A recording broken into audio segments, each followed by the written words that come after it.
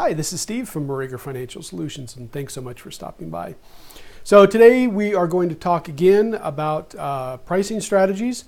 Really fascinating subject. This is one in several of a series, and if you own a business, this can be really useful for you to understand some different ideas about how to move more products, to sell more things, and to make more money, frankly.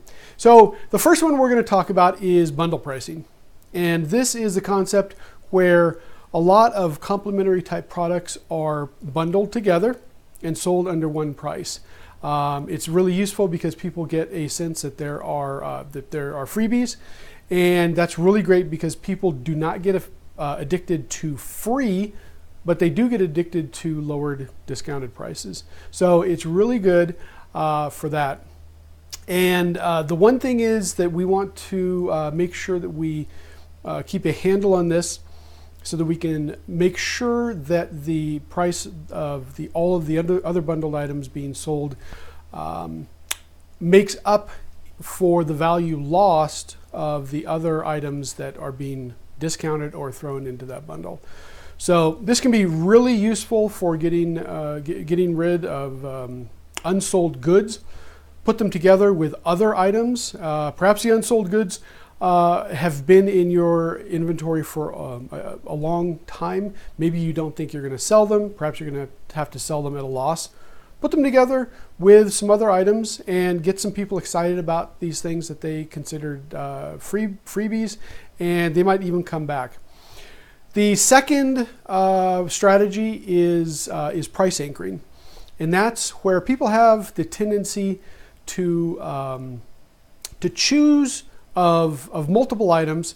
They'll choose the lesser, the middle option, essentially.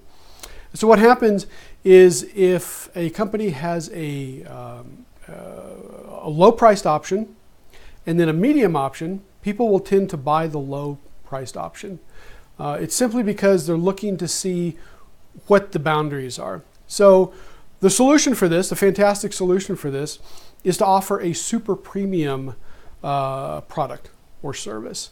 And so what happens is people see the low-priced item or product or service, the medium, and then the super premium one, and they think, well, I don't need the super premium, and I need more than the lesser priced one, so they'll purchase the medium, the mid option.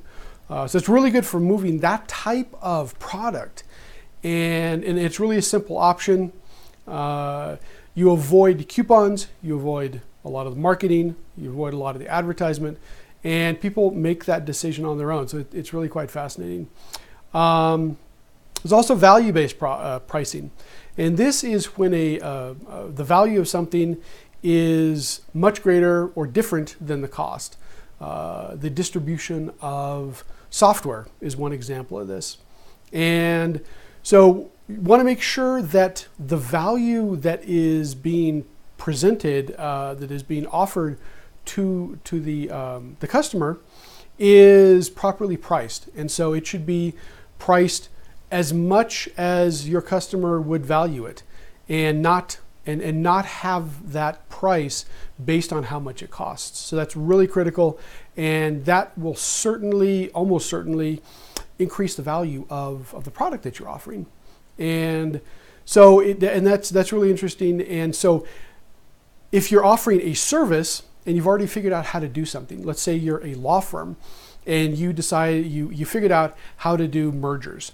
So the first time you do it, you figure it out, and you're going to charge the first client $30,000 to do that. Great. The second client comes along, and the first one you spent, let's say 100 hours. The second client comes along, you've already figured it out, you know you're going to spend 10 hours.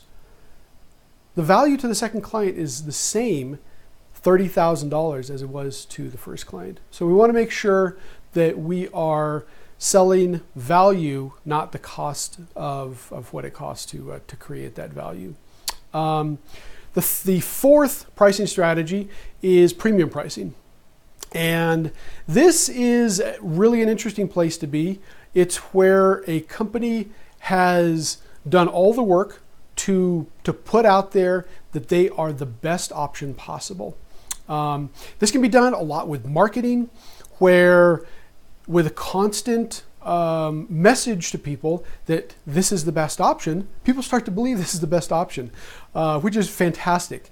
And it could very well be. You know, there's good reason to be honest with your clients always. So I certainly encourage every business to do that. But there's a lot of things that happen with people.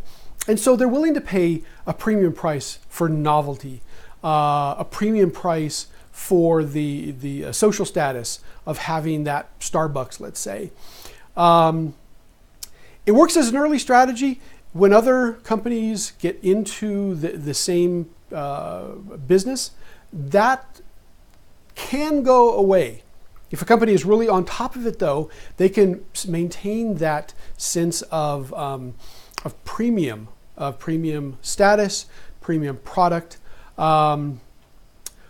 There's a lot about perception. So if you have a brick and mortar store, you want to make sure that the decor matches that perception. Think of the iTunes, the Apple stores. It's very different from most stores. So yeah, so these are 4 pricing strategies that you can use with your business to make sure that you're getting the most money possible, and working with people and their expectations, and honestly working with them and giving them what they need to pay the price that is that matches the value that you are providing. So yeah, thanks for joining me again. Steve from Morager Financial Solutions. I really appreciate you stopping by. If you need any assistance with pricing or anything having to do with financial in your business, we would love to hear from you.